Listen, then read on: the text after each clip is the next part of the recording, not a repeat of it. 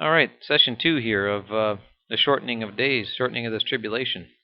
So we're in the shortening period, and the days are being shortened. I think they would have started already, but he doesn't want us all to be killed. He said there'd be no flesh saved. Everybody on planet Earth would be dead. That's how bad this is going to get.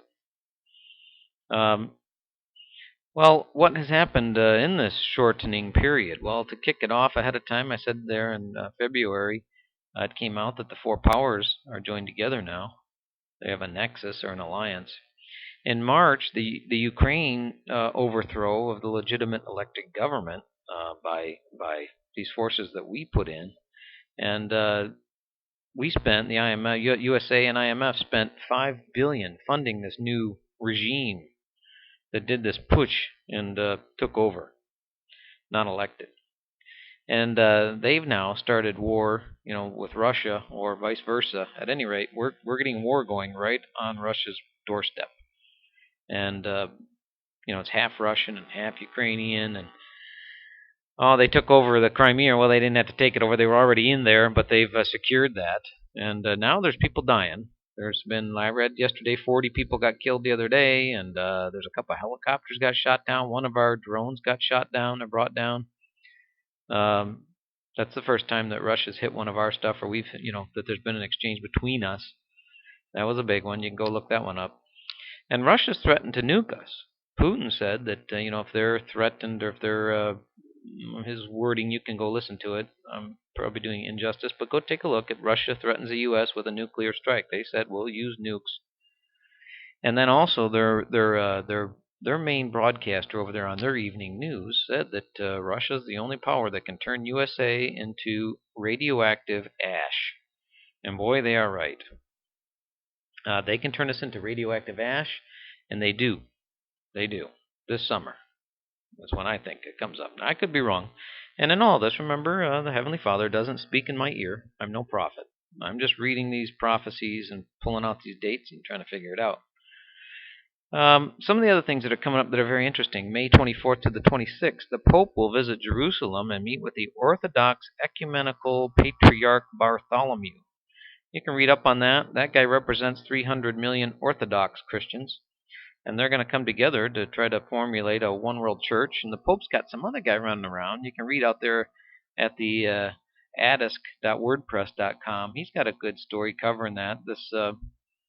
This Christian guy is trying to get all the Christians to go back to the Catholic Church too, to bring everybody back into a one-world religion, just in time for this tribulation time and the beast government and everything. And I saw that a while back the Pope was even reaching out to Muslims, Islam, saying, hey, you Islam guys, we got to all get back together. And I cover in a previous video that all these religions are founded on Moses and the law, and then they bring along some false prophets in the end, and they modify the law. You're not supposed to add to or take away from Moses' law, but they all agree, even including the Muslims, and even the British common law, that Moses came from God and had the true law, and that the law was good and righteous and whatnot. And then they add things to change it. We're going to change Saturday to Sunday, or Paul says, oh, we don't have to keep that law anymore, and it was too onerous and too difficult anyway. And the Muslims change it, and Muhammad says we keep Friday, and we do some other things. So that's interesting that they'll probably be all back together, but it won't be on Moses' law. You can bet that. Let's see here. There's more that has happened. Here's the big news. The U.S. Army is going to proceed with the planned exercise in the Ukraine for Rapid Trident 2014. Yeah, this is an exercise. Now, these exercises have a way of going live, remember. And it says you can see this out at the Stars and Stripes website. Go out there and just do a search on it. It says a large USAREUR-led multinational exercise scheduled for July is ongoing, he said, in addition to the USAREUR troops, that's European troops. Rapid Trident 2014 will include units from Armenia, Azerbaijan, Bulgaria, Canada, Georgia, Germany, Moldova, Poland, Romania, the United Kingdom, and the Ukraine, Westover said. That's the General Westover, whatever it was. Well, so all these troops are getting together in the Ukraine to exercise attacking Russia, to train on attacking Russia right across their border. Does that make sense to anybody?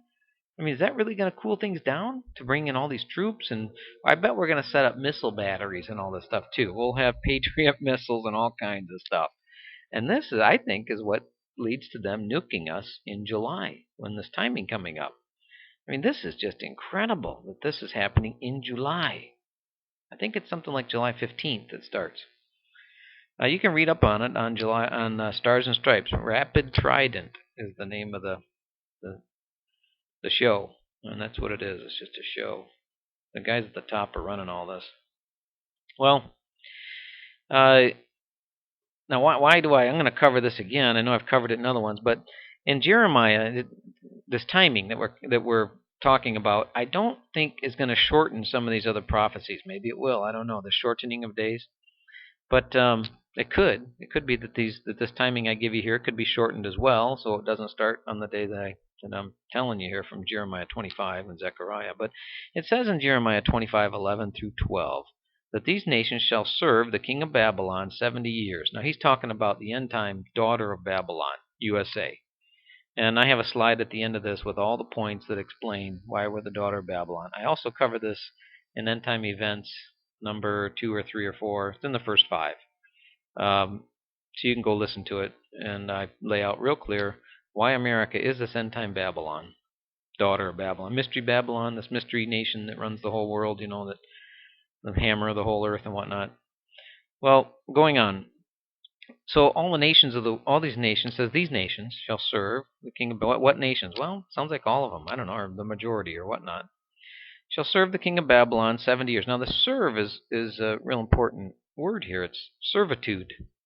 Servitude. It's talking about they're gonna go into bondage to us in some way for 70 years. And it shall come to pass when the 70 years are accomplished that I will punish the king of Babylon and that nation, saith Yahuwah. For there, yours probably says the Lord, that's his name in there, and I think it's pronounced Yahuwah. I could be wrong, but you research it. It certainly isn't the Lord. In fact, he tells you don't call him that.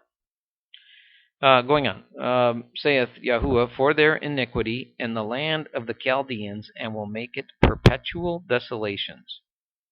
Now, there's no nation over there that's perpetual desolations, where the whole land is perpetual desolations over there in old-time Iraq, where Babylon was. But America will be after it's nuked.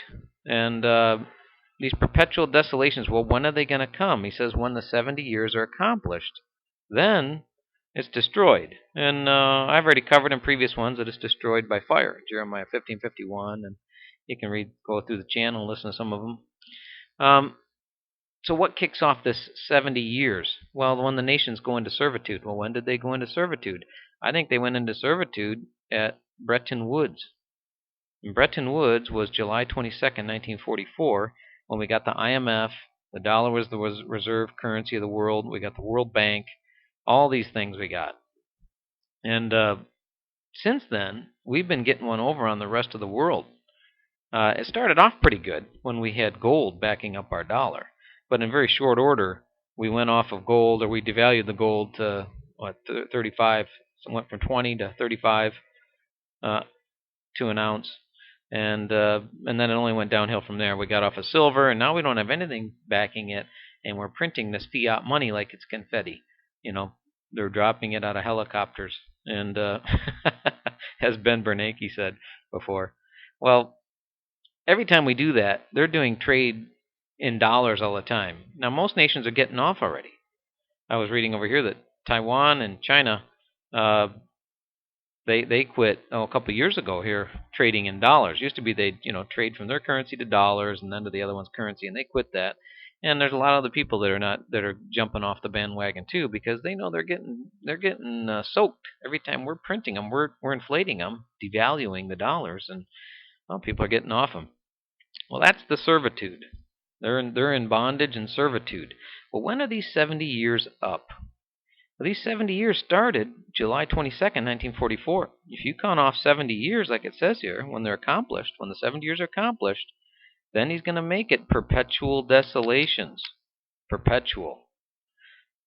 Well, That takes you to July 23rd, 2014, this year, just 2 months from now. It's May 6th.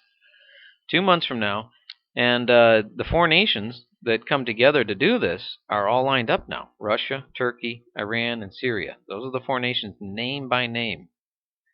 So the 70 years are just about up, and sometime after that 70 years, when those are accomplished, that's when this perpetual desolations and destruction comes to end-time America, Babylon, based on Jeremiah chapter 25, 11 and 12. Read it yourself. That's what it looks like to me. Zechariah 1:12 also says similar things. It says that Jerusalem and the cities of Judah, against which you have had indignation these 60 and 10 years. It's all Zechariah in the beginning. There's all about the destruction of Babylon. If you read chapters 1 and 2, and he says, "Come, flee out of her, my people," and whatnot. In chapter 2, well, he's talking about he's had indignation with us. The Heavenly Father's had indignation with us for these 60 and 10 years. Us and Jerusalem over there. People call it Israel today. When he says Israel, he's talking about us. End time Ephraim, Israel. Ephraim was the main tribe of the northern tribes called Israel. The southern was called Judah. Well, the house of Judah, the house of Israel, that was the 10 tribes. And the Messiah called it the lost sheep of the house of Israel because you don't know who you are. And most people in America don't. They don't know they think we come from monkeys, thanks to the preachers lying to them all the time. Yeah, you think you come from a monkey and that you're Gentiles or Goyim and this and that. And without Paul and you getting grafted in, you'd be dead ducks. Well, the grafting in thing was from the beginning, from the law. Anyone that keeps this law, he says, should be counted as one in the land. Doesn't matter where you came from.